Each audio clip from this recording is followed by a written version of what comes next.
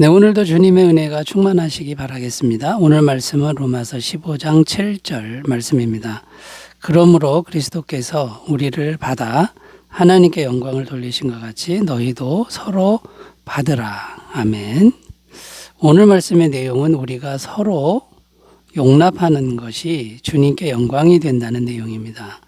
용납한다는 말의 의미는 마음에 안 들어도 계속 용납하고 용서하라는 말입니다. 그런데 이것은 쉬운 일이 결코 아니죠. 그런데 이렇게 하는 것이 하나님께 영광이 된다고 말씀하고 있습니다. 오늘 말씀 보면 그리스도께서 우리를 받아 하나님께 영광을 돌리신 것 같이, 저렇게 기록하는데 여기 받았다라는 단어를 쓰는데 예수님이 우리를 받았다라는 거죠. 우리가 죄인인데 예수님이 계속 우리를 용납하시고 계속 용서하셨다라는 겁니다. 그러니까 죄인인 우리를 계속 용납하고 계속 용서해 주시는 그 예수님의 그 일이 하나님께 영광이 된다라는 말씀입니다. 영광이라는 의미는 하나님이 기뻐하시는 일이다, 이런 의미가 있습니다. 그래서 오늘 말씀은 예수님이 우리를 용납하신 것이 하나님을 기쁘시게 한 일인 것처럼 오늘날 우리들도 서로 용납한다면 그것이 곧 하나님께 영광, 하나님을 기쁘시게 하는 일이라는 것인데, 왜 그렇게 되는 것인지를 생각하면서 은혜를 나누겠습니다. 서로 용납하는 게 왜 하나님께 영광이 될까요? 첫 번째는 하나님은 모든 성도를 영원히 사랑하시기 때문이다라는 겁니다. 하나님은 모든 성도를 영원히 사랑하신다는 겁니다.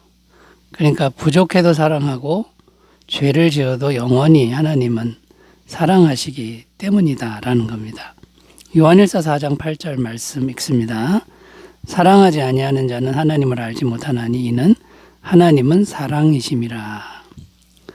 자, 이 말씀에 보면 하나님은 사랑이시다 이렇게 표현하는데, 하나님은 사랑 그 자체이신 분이다.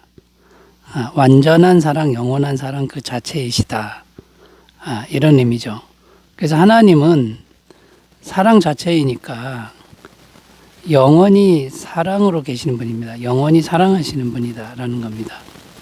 그런데 선인과 악인을 구별하지 않는다는 겁니다. 선인도 사랑하시는데 죄인도 똑같이 사랑하신다라는 겁니다.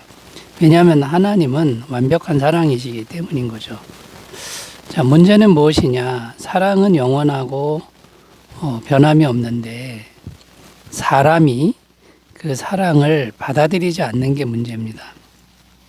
어떤 죄인도 하나님의 사랑을 받아들이기만 하면 받을 수 있다는 겁니다. 그러니까 사랑이 없는 게 아니라 영원히 있는데 누가 받아들이느냐, 또 받아들이지 않느냐, 여기서 차이가 난다는 거죠. 자, 그런데 성도는 어떤 존재입니까? 성도는 하나님의 사랑을 잘 받아들인 존재죠. 그런데 그 사람을, 그 하나님의 사랑을 잘 받아들인 성도, 하나님이 사랑하시는 그 성도를 우리가 계속 용납하고 용서해 준다면 이것이 바로 하나님께 기쁨이 된다라는 것입니다. 자, 그런데 반대로 우리가 다른 성도를 대할 때 죄를 짓고 실수하고 부족하다고 용납하지 않으면 그것은 하나님이 안타까워하는 일이 된다는 겁니다. 왜냐하면 다른 성도가 부족해도 죄를 지어도 하나님이 영원히 사랑하시는 하나님의 자녀이기 때문이라는 거죠.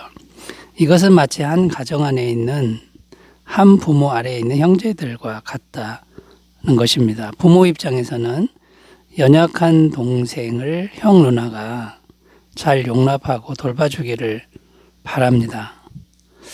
그런데 그렇게만 하면 부모에게 더 큰 기쁨이 없습니다. 그런데 형 누나가 동생을 부족하다고 계속 잘못한다고 용납하지 않고 돌보지 않으면 부모님은 슬퍼하실 것이다 라는 겁니다. 로마서 14장 15절입니다. 만일 음식으로 말미암아 내 형제가 근심하게 되면 이는 내가 사랑으로 행하지 아니함이라. 그리스도께서 대신하여 죽으신 형제를 내 음식으로 망하게 하지 말라.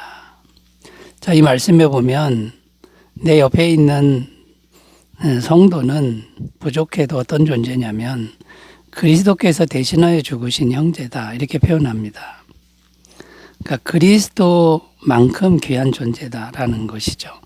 자, 그러므로 우리는 다른 성도를 계속 용납해야 하는데, 이게 쉬운 일은 아니지만 이렇게 계속 용납을 해주고 용서를 계속 한다 그러면 이게 하나님을 정말 기쁘시게 하는 일이 된다는 겁니다. 자, 우리는 잘 안 되지만 포기하지 말고 계속 기도하심으로 용납하려고 하면 성령께서 마음에 힘을 주시고 예수님의 마음을 부어주셔서 도와주실 것을 믿고 다른 성도를 잘 용납하는 삶이 되시기 바라겠습니다. 자, 두 번째로 가보겠습니다. 서로 용납하는 게 왜 주님께 영광이 될까요? 두 번째는 서로 용납하는 것이 예수님의 마음과 같기 때문이다라는 겁니다. 마태복음 11장 19절 읽습니다. 인자는 와서 먹고 마시며 말하기를 보라, 먹기를 탐하고 포도주를 즐기는 사람이요 세리와 죄인의 친구로다 하니 지혜는 그 행한 일로 인하여 옳다함을 얻느니라. 자, 여기 보면 예수님을 표현하는 말 중에 세리와 죄인의 친구로다, 이런 표현이 있습니다. 예수님께서 세리와 죄인들과 함께 식사하고 교제를 나누었다는 말씀입니다.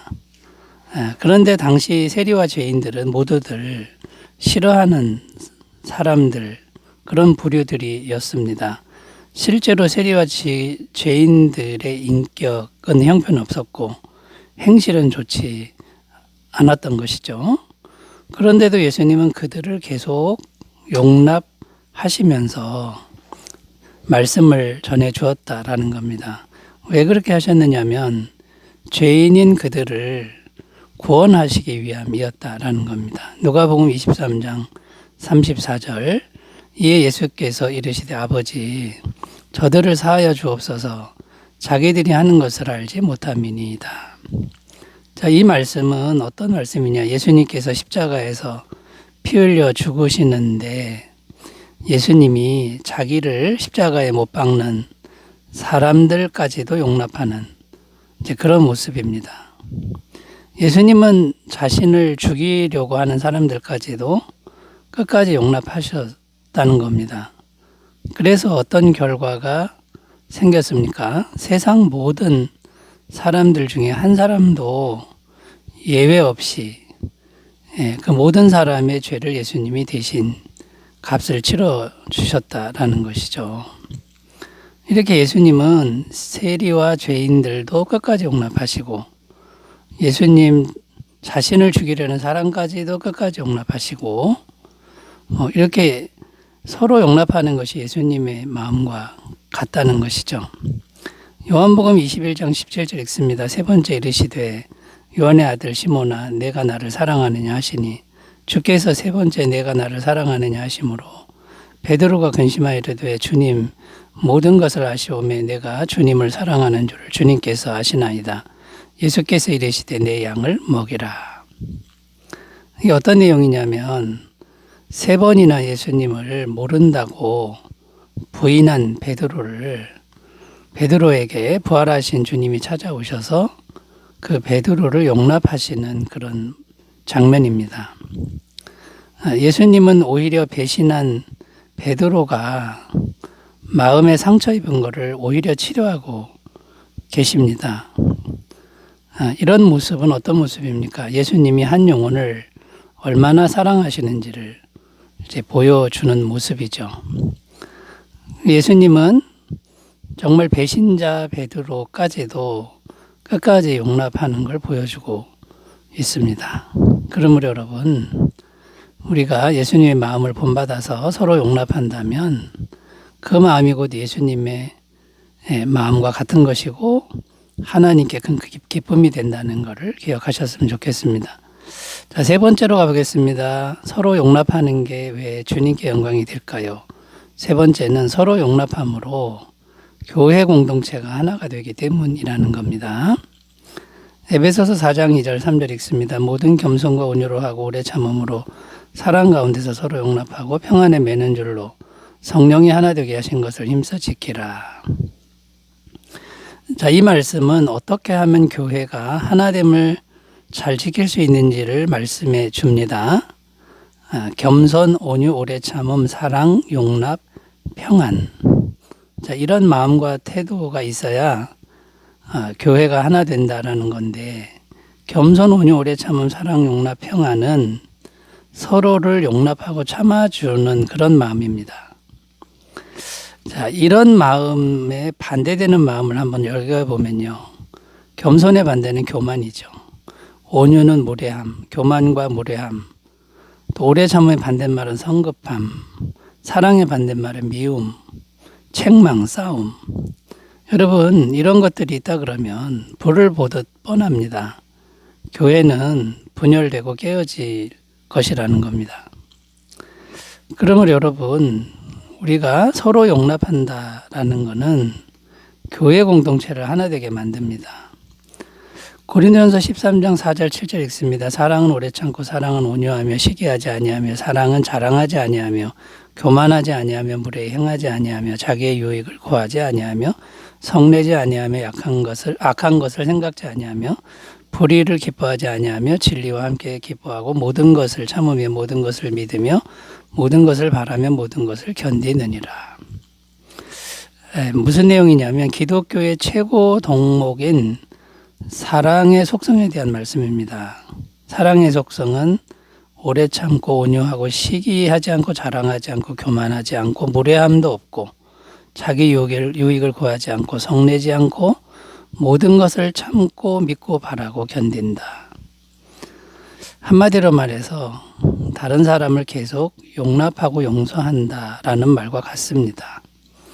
여러분, 이런 사랑의 마음만 있으면 교회 공동체는 분명히 하나로 잘 뭉칠 것입니다.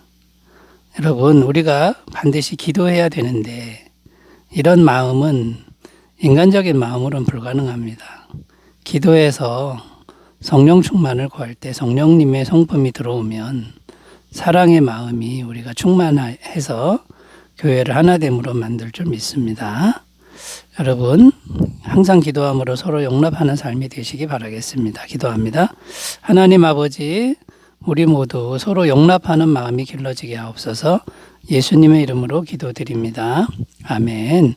좋은 하루 되시기 바라겠습니다. 감사합니다.